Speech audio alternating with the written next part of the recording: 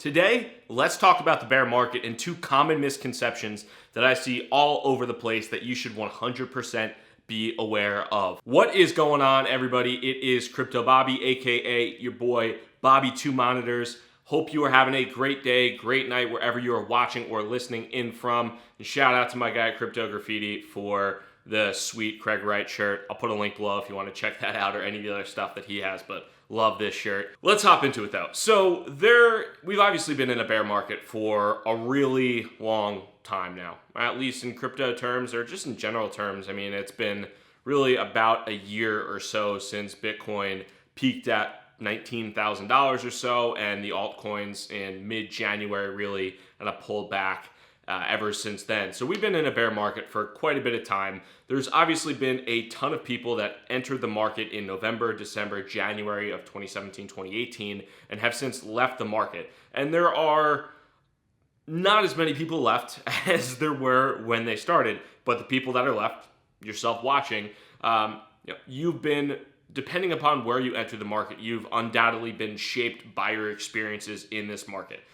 There's no doubt about that. Depending upon how you played it, depending upon the investments you've made in the crypto landscape, depending upon whether or not you took profits, whether or not you didn't take profits, there's a lot of different things that have probably changed your experiences and your thought process as you've gone from January of 2018 to where we are in December of this year. You probably learned a ton. But there are two things that I think I've continually seen come up when it comes down to either crypto Twitter or just generally speaking, the sentiment in the market.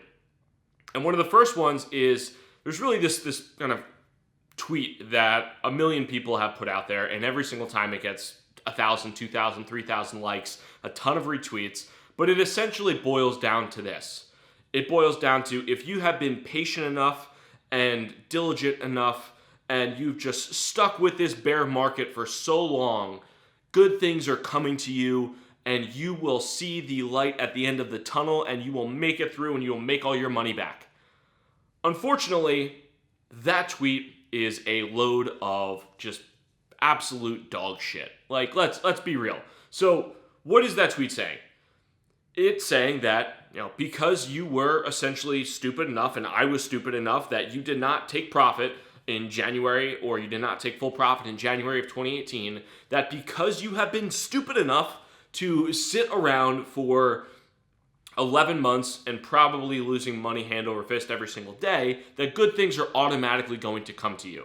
That's like saying I'm going to walk into the casino, going to Vegas this weekend, by the way, shout out Vegas. But that's like saying I'm going to go into the casino in Vegas this weekend, and I'm going to put down 10 grand on the craps table, and I'm going to lose all my money, and I'm just going to, continue to stay there and continue to stay there until all of a sudden maybe I win my money back, and every minute longer, every minute that goes by, I'm automatically thinking, well, I'm really deserving, I'm really worthy of this, this money that's going to come back to me. It just doesn't work like that, really, at all, especially in the crypto markets. Just because you've maybe made good decisions, maybe made bad decisions, sticking around in a bear market doesn't entitle you to future gains. It doesn't.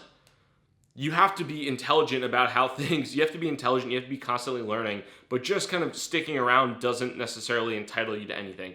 The reason that in the past that type of logic makes sense, and I think a lot of people put that out there, is because yes, if you stuck around in December of 2013 when the market dropped 80%, the market went all the way back up. It happens. It's happened every single time, essentially, in the past. Certain assets have done better than others, and we'll talk about that in a second. Yes, certain assets have done better than others, but just because something has happened in the past doesn't necessarily mean it's absolutely going to guarantee that in the future. And I think that's the big takeaway for me, is number one, the past doesn't necessarily justify exactly what's going to happen in the future. And then number two, just because you're sticking around doesn't mean you and I are entitled to gains. Yes, am I sticking around? Yes, have I essentially transitioned my entire career, my entire livelihood into this space? Yeah, absolutely. I'm betting big on the cryptocurrency landscape, crypto assets, whatever it might be.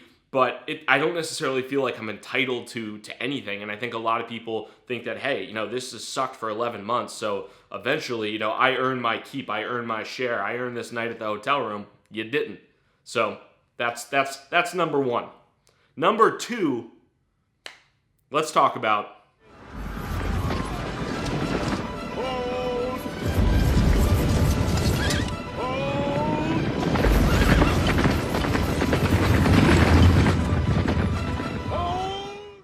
So yes, obviously hodl, hold, whatever. That is one of the biggest things that people think about when it comes to surviving a bear market, and something that has gotten a lot of people through bear markets in the past.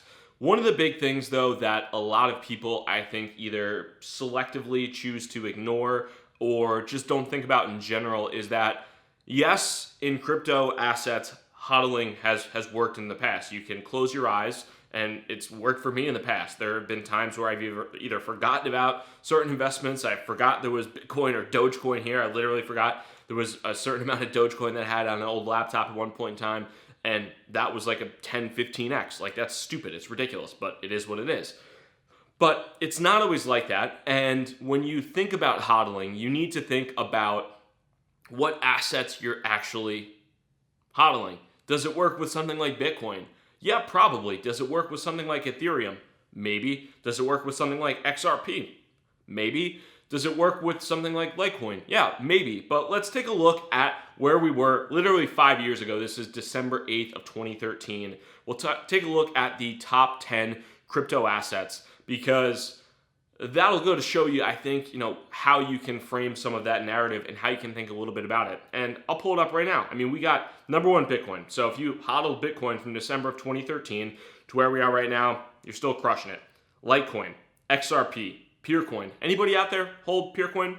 Just comment below if you hold Purecoin. Number 4 was Purecoin. Number 5, Namecoin. Number 6, Quark. Number 7, WorldCoin. Number 8, Megacoin. Number 9, Primecoin. And number 10, Feathercoin. Now, I don't know about you, but I'm all in on Feathercoin. It's a big one. I'm just hodling that. I'm down about 99.9999%, but I'm going to hodl that one until the moon because it's really important to do so. So that's one thing I think, outside of not being entitled to gains in general, you really need to think about the thought process around hodling and what you're actually quote-unquote hodling, because that actually matters. Not all cryptocurrencies, not all crypto assets are created equal at all. Some have a much higher likelihood of being around in the next 3 years, in the next 5 years, than others do. And I think there's a lot more price support for some of them than there are for others. And you have to take that into consideration when you just close your eyes, put earmuffs over your ears, and hope that all is well and that all will always be well. Because I don't necessarily think it always will, with that just outright strategy of I'm going to hodl my entire portfolio when it is all going to come back to normal. So I just put out 2 things that I think that you are really common misconceptions that I think that you want to avoid as much as possible, just falling into that trap of saying, hey, I'm entitled because I'm down 98% from my all-time high with my portfolio, that I'm now entitled to see that come back and then another 10x on top of that. And also just hodling any and everything because it's a funny saying and because we could throw a Braveheart movie clip into the video. Instead of just poo-pooing everything and instead of just saying what you shouldn't think, what should you actually do? Well, number one, when it comes down to it, I think it's important to always be evaluating and always consistently be learning in the industry if this is something that you want to have any element of money in general. I'm not going to tell you what you should put your money into. I'm not going to tell you what you shouldn't put your money into. But I think you should always try to be learning and reading and keeping track of certain things when it does come down to the crypto asset landscape, because things do change so quickly. The sentiment changes quickly, trends change quickly, and it's really easy to fall in love with something 6 months ago that is now almost completely irrelevant and completely useless now at the present time. I also think that you should try to constantly reevaluate your portfolio if you have an extensive portfolio. There are certain coins and certain things, and I've learned from this over the past year, really too, that I have gotten into certain assets that have absolutely gotten wrecked, way worse than Bitcoin, way worse than Ethereum, way worse than some of the other big boys out there. And it's because I got lazy and because I didn't want to go through the mental energy of saying, all right, where else should I move this? What else should I do with this? Should I just put it back to Bitcoin? Sometimes it's really helpful just to consistently evaluate what your portfolio is doing. If you want to be all in cash, great. If you want to be all in Bitcoin, great. If you want to be all in XRP, I don't give a shit. Just constantly evaluate where things are, because it's pretty easy in this landscape, in this world, to all of a sudden look back and realize, oh man, I am just totally wrecked because I closed my eyes and I wanted to hodl and it wasn't as easy as I thought it'd be. So I hope this video was helpful for you, especially as we've been in this bear market for quite some time, as the outlook to potentially stay in this bear market, or at least move sideways for quite a while, still looks, in my mind, very likely. I don't think we are going to see a magic bull run come anytime soon. I think that is highly unlikely. So I think learning from the past, learning from the mistakes you potentially made in the past 10, 11, 12 months, learning from the mistakes that I've made in the past year is helpful to continue to just build up your knowledge and hopefully success when it comes down to having any level of dollars and cents in the crypto landscape. Appreciate the time watching this. If you're new to the channel by any chance, hit that subscribe button. If you enjoyed this video at all, hit the thumbs up button. Thank you so much for your time. Crypto Bobby signing out. Hope you have a good one. Peace.